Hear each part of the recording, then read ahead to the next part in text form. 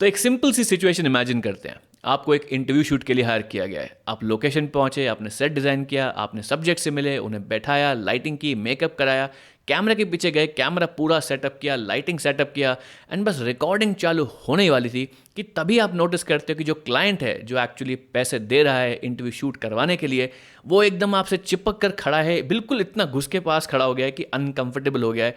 And reason आपको समझ में आ रहा है कि उनको एक्चुअली फ्रेमिंग दिख ही नहीं रही है कि एक्चुअली इंटरव्यू कैसा दिखने वाला है।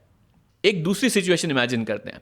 आप एक सोलो क्रिएटर हो और एक वीडियो शूट करने के लिए आप सारा अपना कैमरा गिर उठा के बाहर गए हो आउटडोर शूट के लिए। सारा कैमरा सेटअप कर लिया, सब कुछ कर लिया, खूब मेहनत करी वीडियो शूट करने के लिए। लेकिन जब वापस आए तो समझ में आया कि फ्रेमिंग इतनी गड़बड़ थी कि आधे फ्रेम में सर कटा हुआ है, आधे फ्रेम में बॉडी कटी हुई है और कुछ भी ढंग से यूजुअल फुटेज नहीं मिला है। एक और सिचुएशन हो सकती है जहां पर आपने एक वेडिंग को शूट करने के लिए और स्पेशली लाइव स्ट्रीम करने के लिए काफ़ी अच्छा पैसा चार्ज किया है क्लाइंट को, लेकिन जैसे ही आप लोकेशन पे पहुंचे तो पता चला कि वहां पर तो दूर दूर तक वाईफाई और इंटरनेट का कवरेज है ही नहीं। तो ये थी कुछ कॉमन प्रॉब्लम्स जो आपको फेस करने को मिलेंगी जब आप कोई भी प्रोफेशनल लेवल का कैमरा वर्क करने लग जाते हो। भले आप पॉडकास्ट शूट करते हो, किसी के लिए सिनेमेटोग्राफी करते हो, आप इंटरव्यू शूट करते हो, आप एड शूट करते हो या वेडिंग वर्क भी करते हो, ये बहुत कॉमन प्रॉब्लम है। एंड इस कॉमन प्रॉब्लम का एक ही जड़ है, वो है lack of a good video monitoring solution.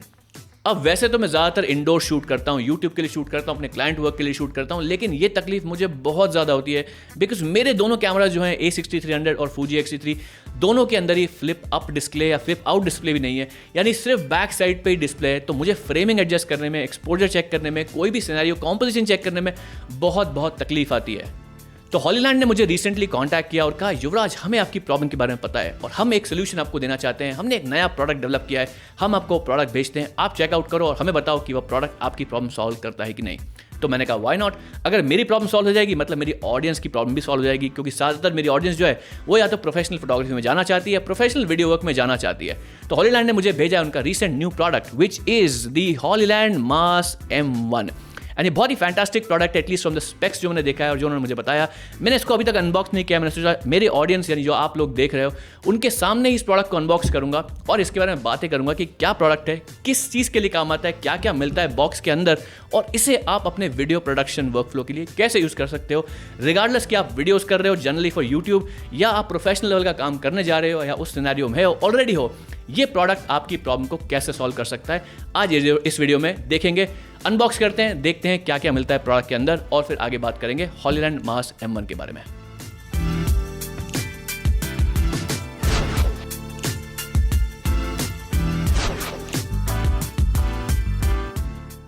तो पूरी अनबॉक्सिंग मैंने कर ली है। प्रोडक्ट के अलावा बहुत सारी एक्सेसरीज नहीं है, तो मैं पहले दिखाता हूँ बॉक्स के अंदर क्या क्या निकला है, फिर मैं आपको प्रोडक्ट दिखाऊंगा और बताऊंगा ये प्रोडक्ट किस काम आता है और क्या खास बात है इस प्रोडक्ट के अंदर जो मैं बहुत एक्साइटेड हूँ इस प्रोडक्ट को लेके। तो पहले बता देता हूँ, इसके अंदर मिलता है USB-C to USB-A अडेप्टर, एक मिलता है glass screen guard which is nice to have, एक मिलती है warranty guide kind of product और एक मिलता है हमको इसके अंदर यूज़र मैनुअल जिसे आप यूज़ कर सकते हैं पढ़ने के लिए, एंड मिलता है एक D-Tap to DC केबल जो ज़्यादातर लोगों को समझ में नहीं आएगा, ये बाद में समझाऊंगा। और हमें मिलता है हमारा मेन प्रोडक्ट जो कि है हॉलीलैंड का मार्स M1। अब बहुत सारे लोग सोच रहे होंगे कि ये प्रोडक्ट एक्चुअली है क्या, तो दिस इज़ अ मॉनिटर। इसका क्या मतलब है कि इसमें आप HDMI इनपुट लगा के अपने कैमरा के साथ में देख सकते हो कि क्या चल रहा है, यानी आपकी कैमरा की जो आउटपुट है वो आप इस मॉनिटर पे देख सकते हो। अब काफ़ी लोग बोलेंगे ये तो बहुत कॉमन प्रोडक्ट है, तो हमने हज़ारों बार देखा है, इसमें कौन सी नई बात है। तो यही तो इस प्रोडक्ट के बारे में खास बात है मेरे दोस्त। ये प्रोडक्ट एक वायरलेस ट्रांसमीटर एंड रिसीवर है, यानी इस प्रोडक्ट पे नॉट ओनली आप देख सकते हो आपके कैमरा फीड में क्या चल रहा है, यही प्रोडक्ट आपका ट्रांसमीटर भी बन सकता है और यही प्रोडक्ट आपका रिसीवर भी बन सकता है, जिससे आप वायरलेसली विदाउट वायर्स ट्रांसमिट कर सकते हो वीडियो एंड ऑल्सो रिसीव कर सकते हो वीडियो। एंड जिन लोगों को शायद थोड़ा सा कंफ्यूजिंग लगे कि अच्छा इतना कोई इंटरेस्टिंग बात है, तो मैं एक चीज़ बताता हूँ कि इस प्रोडक्ट के अंदर यानी मार्स M1 के अंदर जो ट्रांसमिशन रेंज है that is approximately up to line of sight of 150 metres, यानी एक पूरे क्रिकेट ग्राउंड के एक कोने से लेकर दूसरे कोने तक आप वायरलेसली वीडियो को मॉनिटर कर सकते हो। तो मैंने आपको प्रोडक्ट तो दिखाई दिया है कैसा दिखता है, बॉक्स के अंदर क्या क्या है, सब कुछ देख लिया है। अब कुछ रियल वर्ल्ड सिनेरियो में टेस्ट करते हैं कि ये प्रोडक्ट एक्चुअली में अच्छा परफॉर्म करता है कि नहीं करता है, कि पता चलेगा कि एक्चुअली में कैसा परफॉर्म करता है। ठीक है, तो कुछ रियल वर्ल्ड टेस्ट करते हैं।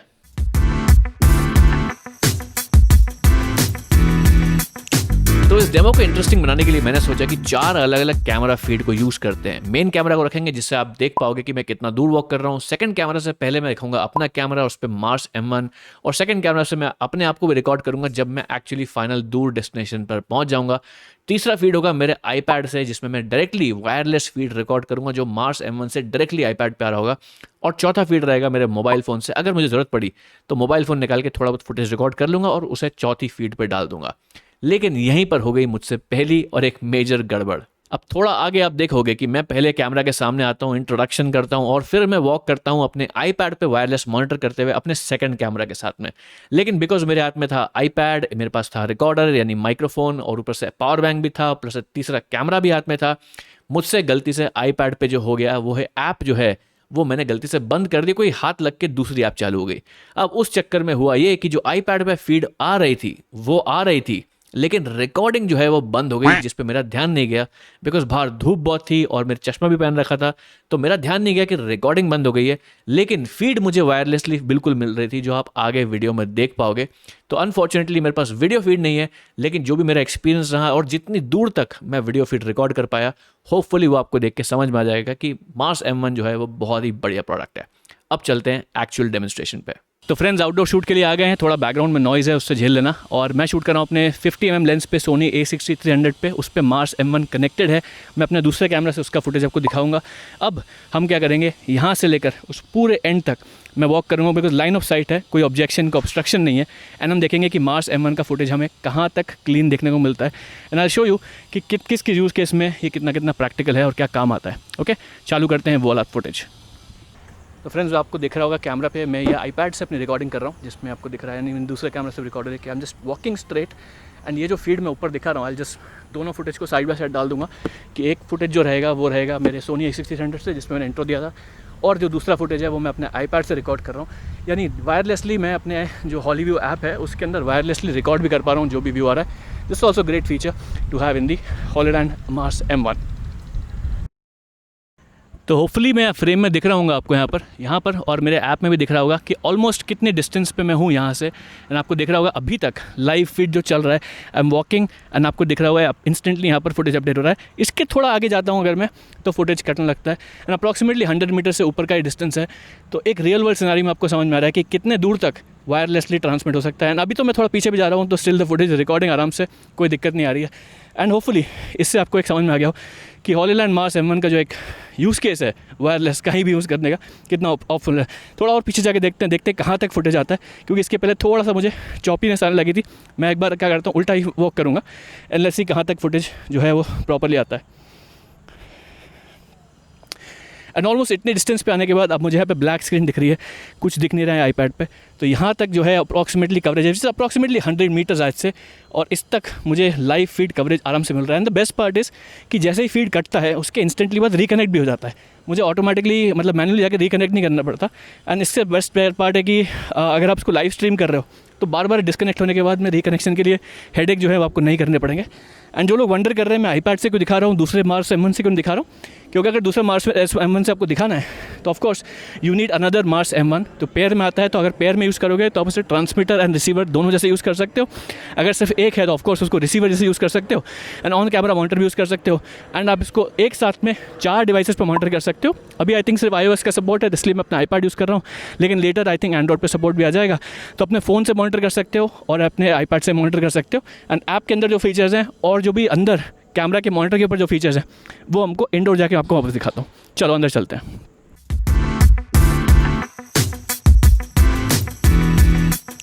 तो आउटडोर एग्जाम्पल आपने देख लिया कि कैसे मैंने मार्स M1 को यूज़ किया वायरलेसली अपने आप को मॉनिटर करने के लिए। टेक्निकली जो मैं फीड है वो रिकॉर्ड नहीं कर पाया, लेकिन आपको एक आइडिया लग गया होगा कि किस किस यूज़ केस में इसको यूज़ करा जा सकता है मार्स M1 को। थोड़ा सा फिजिकल ओवरव्यू आपको दिखा देता हूँ, प्रोडक्ट कैसा दिखता है, क्या क्या चीज़ें हैं, क्या पता होना चाहिए। तो ऑब्वियसली आपको ऊपर दिख रहा होगा कि यहाँ पर 2 एंटेनाज है, मशरूम स्टाइल एंटेनाज है, छोटे से एंटेनाज है, यानी आप इनको रिमूव कर सकते हो और कैरी करने में बहुत आसान है, बेंडेबल नहीं है। और चाहो तो इन एंटेनाज को रिप्लेस करके आप और पावरफुल एंटेनाज लगा सकते हो, जिससे आपकी ट्रांसमिशन रेंज थोड़ी और बढ़ जाएगी। सामने की तरफ आपको दिख रहा होगा कि 5.5 इंच की फुल HD डिस्प्ले है, टच डिस्प्ले है, और अप्रॉक्सीमेटली आज से 1000 निट्स ऑफ ब्राइटनेस है, काफ़ी ब्राइट डिस्प्ले है। आउटडोर भी मैं इसको यूज़ कर पा रहा था विदाउट एनी सनशेड। और अगर लेफ्ट साइड की बात करें तो यहाँ पर 2 HDMI पोर्ट है, एक HDMI इन है, एक HDMI आउट है और HDMI लूप आउट की फैसिलिटी भी इसके अंदर अवेलेबल है। नीचे की साइड बात करें तो क्वार्टर इंच का थ्रेड यहाँ पर आता है यानी ट्राइपॉड माउंटिंग के लिए। एंड अगर राइट साइड की बात करें तो यहाँ पर एक और क्वार्टर इंच का माउंटिंग थ्रेड है, यानी कि आप मॉनिटर पे इसको वर्टिकली भी माउंट कर सकते हो। और यहाँ पर USB-C पोर्ट है जिससे पावर आप नहीं दे सकते, यहाँ पर आप सिर्फ इससे लट्स इंपोर्ट कर सकते हो, फर्मवेयर अपग्रेड कर सकते हो और एक हेडफोन जैक भी है जिससे आप इसको मॉनिटरिंग कर सकते हो ऑडियो की। बैक साइड की बात करें तो यहाँ पर आपका बैटरी का सपोर्ट है, NPF बैटरी जिसमें लगा सकते हो। मैंने लगा रखी है एक NPF 970 बैटरी जिससे अप्रॉक्सीमेटली 3 घंटे का पावर बैकअप मिल जाता है। साइड में आपको SDI का पोर्ट मिल जाएगा जो इनपुट आउटपुट दोनों का काम करता है। HDMI इन, SDI आउट, SDI इन और HDMI आउट दोनों आप इसमें कर सकते हो। यहाँ पर पावर के 2 और ऑप्शन है जो कि है DC in and DC out, यानी एडेप्टर से आप इसको डायरेक्टली रन कर सकते हो अगर आपको बहुत लंबा देर तक चलाना है। और अगर आपके पास NPF की हाई कैपेसिटी बैटरी है तो आप इससे DC आउट लेके अपने कैमरे को पावर कर सकते हो। यहाँ पर बैटरी जैक का एक बटन है और यहाँ पर पावर बटन है जिससे आप इसको ऑन ऑफ कर सकते हो और स्क्रीन को लॉक कर सकते हो। इसके अलावा अगर मैं टेक स्पेसिफिकेशंस की बात करूं तो मैं जल्दी से बता देता हूं क्या क्या स्पेसिफिकेशंस है। 5.5 इंच की फुल HD की डिस्प्ले है, जैसे मैंने आपको बताया। 1000 निट्स ऑफ ब्राइटनेस आपको मिल जाता है, बहुत ब्राइट स्क्रीन है। 403 पिक्सल्स पर इंच का इसमें डिस्प्ले है, काफ़ी शार्प है, अच्छा लगता है, ऐसा आपको नहीं लगेगा कि यार ये शार्पनेस अच्छी नहीं है। और 4K 30 इनपुट एंड आउटपुट दे सकते हो यूजिंग दी HDMI। और अगर वायरलेसली आप इसको यूज़ कर रहे हो तो 4K 30 इनपुट एक्सेप्ट करता है आपका ट्रांसमीटर और आपका जो आउटपुट आप ले सकते हो दैट इज 1080p 60 हर्ट्ज तक आप वायरलेसली रिसीव कर सकते हो। और जो बिट रेट आपको मिलेगा वो 12 मेगाबिट्स पर सेकंड के आसपास मिलेगा, जो मॉनिटरिंग और स्ट्रीमिंग के लिए मोर देन सफिशिएंट है। इसके अलावा अगर बैटरी आप इसको यूज़ कर सकते हो, इसमें NPF बैटरीज हैं जैसे मैंने बताया, मैं यूज़ कर रहा हूँ NPF 970 बैटरी। अप्रॉक्सीमेटली 3 घंटे का बैटरी बैकअप मिलता है, बट डिपेंड करता है कि कौन सी NPF बैटरी आप ले रहे हो। एंड इसके अलावा बैकवर्ड कंपैटिबल है ये मॉनिटर और ट्रांसमीटर विथ हॉलीलैंड के दूसरे जो ट्रांसमिशन प्रोडक्ट्स हैं जैसे मार्स 300, 300 Pro और इवन 400। तो अगर आपको एक ही मॉनिटर की जरूरत है और ट्रांसमिशन या रिसीविंग की जरूरत है तो आप मार्स M1 को उन किसी के साथ भी पेयर करके आप ट्रांसमिशन या आपकी वायरलेस मॉनिटरिंग की नीड्स को पूरा कर सकते हो without spending a lot of money. तो फिजिकल ओवरव्यू और टेक ओवरव्यू के बाद हम चलते हैं सॉफ्टवेयर फीचर्स, यानी मार्स M1 के अंदर क्या क्या सॉफ्टवेयर फीचर्स अवेलेबल हैं मॉनिटरिंग के लिए, तो उसकी बात करते हैं।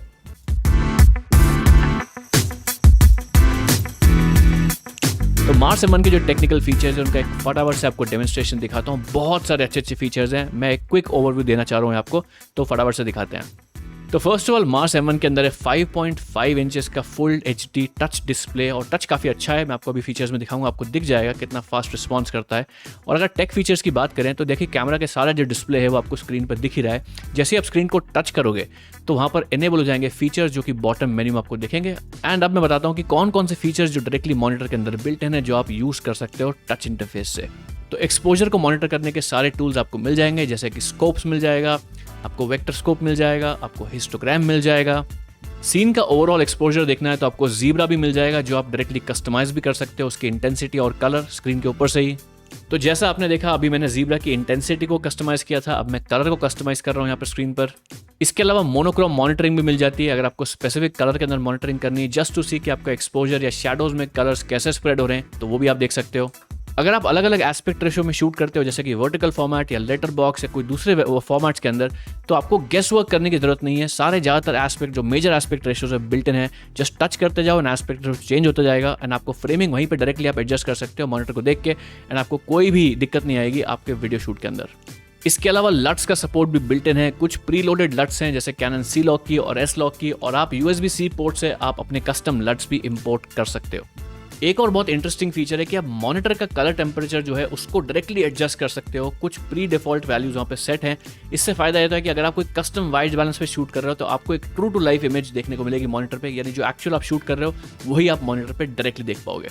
नेक्स्ट फीचर है कि आप कॉम्पोजिशन या फोकस चेक करने के लिए मैग्निफिकेशन का भी यूज़ कर सकते हो। 2x और 4x दोनों फीचर बिल्ट इन है एंड आप देख रहे हो कि 2x में जाकर मैं जब टच स्क्रीन को यूज़ कर रहा हूँ तो कितना स्मूथ है, बहुत ही बढ़िया रिस्पॉन्स मिलता है। एंड 4x पे जाके आप एकदम माइन्यूट डिटेल्स चेक कर सकते हो कि आपका everything is in focus perfectly और नॉट। इसके अलावा अगर आप एनामॉर्फिक शूट करते हो तो स्क्वीजिंग और डी स्क्वीजिंग के भी सारे फीचर्स यहीं पर ही है जो डायरेक्ट आप प्रीव्यू स्क्रीन पर देख सकते हो। एक और बहुत इंटरेस्टिंग फीचर है मॉनिटर के अंदर बिल्टिंग जो कि है पॉज का फीचर। पॉज का मतलब है कि अगर आप लाइव कुछ फुटेज रिकॉर्ड कर रहे हो और आपको कोई एक स्पेसिफिक फ्रेम है उसको वहीं पर रोकना है, पॉज करना है, जैसे कि आप नॉर्मल टीवी को पॉज करते हो या ऑनलाइन यूट्यूब वीडियो को पॉज करते हो तो आप इसे वहीं पे पॉज कर सकते हो, जिससे आपको कंटिन्यूटी मेंटेन करने में हेल्प होती है और कोई भी सीन के रेफरेंस को लेके बी कैम में कुछ भी करना हो वो आप डायरेक्टली कैमरा के अंदर कर सकते हो। इसके अलावा फीड को फ्लिप भी कर सकते हो, both horizontal and vertical flip का सपोर्ट है, और एंड में आप इसको चाहो तो ग्रिड लाइंस को भी एनेबल कर सकते हो, ताकि आपको रूल ऑफ थर्ड्स या कोई भी कॉम्पोजिशन के रूल्स को फॉलो करने हैं तो आप डायरेक्टली वहीं पर फॉलो कर सकते हो। मॉनिटर की इंटरनल सेटिंग्स में जाए तो वहाँ पर 8 चैनल्स का सपोर्ट है। चैनल यूजुअली जो है वो ऑटो पिक हो जाता है, आपको मैनुअली पिक करने की जरूरत नहीं है, लेकिन चाहो तो आप कर सकते हो। इसके अलावा आपके पास में फंक्शन स्विच का भी ऑप्शन है, जैसे कि यहाँ पर आप देख रहे हो कि मैं ट्रांसमीटर मोड में हूँ, चाहूँ तो मैं रिसीवर मोड पे भी स्विच कर सकता हूँ। उसके लिए आपको मॉनिटर को रीस्टार्ट करना पड़ेगा। अगर हम जाएं डिस्प्ले सेटिंग्स में तो वहाँ पर आपको ब्राइटनेस और वॉल्यूम कंट्रोल्स मिल जाते हैं, और ब्राइटनेस 100% करोगे तो 1000 निट्स ऑफ ब्राइटनेस जो है इस मॉनिटर के अंदर बिल्ट इन है, जो कि बहुत सफिशिएंट है। इवन आउटडोर शूट्स में भी मुझे बहुत कम दिक्कत आई। सनहुड का फीचर अवेलेबल है लेकिन बंडल नहीं आता, तो अगर आपको पसंद आ रहा है मॉनिटर, आउटडोर आप ज़्यादा काम करते हो, तो आप अलग से एक सनशेड या सनहुड अलग से खरीद सकते हो। और अगर आखिरी मेन्यू एंट्री के अंदर जाओगे तो वहाँ पर आपको डिवाइस इन्फॉर्मेशन मिल जाएगी, जो आप स्क्रीन पर देख सकते हो। तो इन सारी सेटिंग्स को आपने अगर परफेक्टली सेट कर रखा है और आप चाहते हो कि गलती से कोई टच स्क्रीन को टच करके सेटिंग्स को चेंज ना कर दे, तो आपको जो पीछे पावर बटन है उसको बस जाके एक बार प्रेस करना है और जो स्क्रीन है वो लॉक हो जाएगी। यानी डिस्प्ले चलता रहेगा लेकिन कोई भी सेटिंग्स को जो है चेंज नहीं कर पाएगा। स्क्रीन को अनलॉक करने के लिए, यानी टच स्क्रीन को अनलॉक करने के लिए पावर बटन को एक बार फिर से दबाना पड़ेगा, उसके बाद स्क्रीन अनलॉक हो जाएगी। एंड अगर पावर बटन को आप 3 सेकंड तक होल्ड करोगे तो आप स्क्रीन को पावर ऑन या पावर ऑफ कर सकते हो। एक इंपॉर्टेंट बात आपको जानना जरूरी है कि जो भी फीचर्स मैंने आपको यहाँ पर दिखाए वो ज़्यादातर आप फीचर्स जो है वो उसके आप कनेक्टेड डिवाइस के साथ यूज़ कर सकते हो। यानी कि अगर आप मॉनिटरिंग कर रहे हो अपने आईपैड से या फ़ोन से, तो आप वहाँ पर भी ये सारे फीचर्स यूज़ करके अपनी कॉम्पोजिशन को टेस्ट कर सकते हो और सारी बेनिफिट जो है मॉनिटर के आप वहाँ पर एडवांटेज ले सकते हो।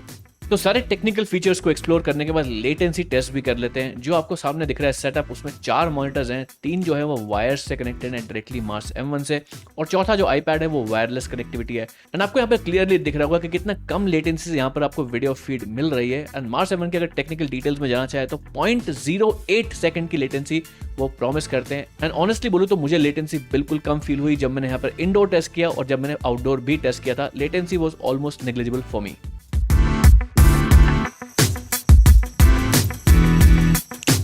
फाइनली मार्स M1 के बारे में आपको सारी इन्फॉर्मेशन पता चल चुकी है, क्या फीचर्स हैं, क्या यूज़ केसेस हैं, कैसे आप उसको यूज़ कर सकते हो। और टेक्निकली मैं भी अभी उसे ही यूज़ कर रहा हूँ यहाँ पर अपने आप को मॉनिटर करने के लिए, क्योंकि मेरे कैमरा में फ्लिप स्क्रीन नहीं है। अब 2 ही चीज़ बचती हैं, यूज़ केसेस जो आप यूज़ कर पाओगे एंड प्राइसिंग इन्फॉर्मेशन। तो यूज़ केस जैसे मैंने बताया कि आप क्लाइंट के इंटरव्यूज के लिए शूट कर सकते हो, फोटोग्राफी स्टूडियो में यूज़ कर सकते हो, वेडिंग को लाइव स्ट्रीम यूज़ करने के लिए कर सकते हो, शॉर्ट फिल्म्स, डॉक्यूमेंट्रीज, जहाँ भी वीडियो प्रोडक्शन में मॉनिटरिंग की जरूरत है, स्पेशली वायर्स के साथ में जहाँ दिक्कत है, वायरलेस आपको ज़्यादा बेनिफिशियल रहेगा, वहाँ पर आप मार्स M1 को यूज़ कर सकते हो। एंड डेफिनेटली आप और 50 तरीके सोच सकते हो जहाँ पर आप मार्स M1 की वायरलेस कैपेबिलिटीज़ को या वायर्ड कैपेबिलिटीज़ को भी यूज़ कर सकते हो, या जो भी मॉनिटरिंग फीचर्स बिल्ट है उसे यूज़ कर सकते हो। तो अब बात करते हैं प्राइसिंग इन्फॉर्मेशन की। तो मार्स M1 मेरे हिसाब से चीप नहीं है, लेकिन बहुत एक्सपेंसिव भी नहीं है, क्योंकि अगर आपके वर्क फ्लो में वो यूजफुल हो जाता है, और स्पेशली अगर आप क्लाइंट वर्क करते हो, तो आप उसका पैसा रिलेटिवली काफ़ी आराम से निकाल सकते हो। फॉर एग्जाम्पल, अगर आप वेडिंग लाइव स्ट्रीम करते हो, क्लाइंट के साथ काम करते हो, उनको बेटर यूजर एक्सपीरियंस देते हो, तो आप उनसे थोड़ा एडिशनल पैसा भी तो चार्ज कर पाओगे। एंड अगर पैसा एक्स्ट्रा चार्ज कर पाओगे तो अल्टीमेटली आपका जो पैसा है जो आप मार्स M1 में लगाओगे वो अल्टीमेटली बाहर आ जाएगा। और अगर प्राइसिंग की स्पेसिफिक्स की बात करूं तो यूएस में सिंगल मार्स M1 यूनिट आती है $499 की, इंडिया में आती है 45,000 रुपीज़ की सिंगल यूनिट। लिंक्स डिस्क्रिप्शन में है इंडिया के, जाके आप चेकआउट कर सकते हो। अब बहुत सारे लोग बोलेंगे 45,000 तो बहुत ज़्यादा पैसा है, एक मॉनिटर के लिए इतना ज़्यादा पैसा क्यों? तो एक सिंपल सा सिनेरियो लो कि ऐसे सिचुएशन में जहाँ पर एक गार्डन में बहुत इंपॉर्टेंट वेडिंग हो रही है, लेकिन वहाँ पर लाइव स्ट्रीम कैपेबिलिटी नहीं हो पा रही है, और आप अपने वायरलेस ट्रांसमिशन के साथ जाकर वहाँ पर लाइव स्ट्रीम कंप्लीटली सेटअप कर देते हो, तो आपको क्या लगता है क्लाइंट इसके लिए 10,000 रुपीज़ भी नहीं देगा आपको? डेफिनेटली मैंने देखा 20-25 हज़ार रुपये ले लेते हैं लोग लाइव स्ट्रीम सेटअप करने के लिए। तो अगर 10,000 रुपीज़ भी आप चार्ज कर सकते हो क्लाइंट को, तो 3-4 वेडिंग शूट करके आपका सारा पैसा बाहर आ जाएगा। तो यह है मेरा पर्सपेक्टिव ऑन प्राइस। आप प्राइस को मत देखो, आप वैल्यू को देखो, एंड मोर इंपॉर्टेंटली आप देखो कि वैल्यू आपके लिए वैल्यूबल है कि नहीं। क्योंकि अगर आप बिगिनर फोटोग्राफर हो सकता है Mars M1 will be very expensive you, लेकिन अगर आप क्लाइंट वर्क कर रहे हो और आपको लगता है यार ये मेरे वर्क फ्लो में बहुत सही सूट करेगा, then definitely it's an investment. अब बहुत सारे लोग जो वीडियो देख रहे होंगे वो हो सकता है सोलो क्रिएटर हो, बिगिनर फोटोग्राफर्स हो, वीडियोग्राफर्स हो, और उन्हें वायरलेस सोल्यूशन की जरूरत ना हो। वो सोच रहे होंगे कि यार मुझे तो सिर्फ एक वायर्ड मॉनिटर दे दो, मेरा उसमें भी काम हो जाएगा, और बाद में कभी यूज़ केस बना तो शायद वायरलेस पे अपग्रेड करूंगा। तो ऐसा कोई प्रोडक्ट है कि वायर्ड मॉनिटरिंग सोल्यूशन को हम यूज़ कर सकें थोड़ी कम प्राइस में? तो डेफिनेटली है, और वो प्रोडक्ट एक्चुअली मेरे हाथ में ऑलरेडी है। लेकिन इस प्रोडक्ट के बारे में किसी और वीडियो में बात करेंगे। Take care.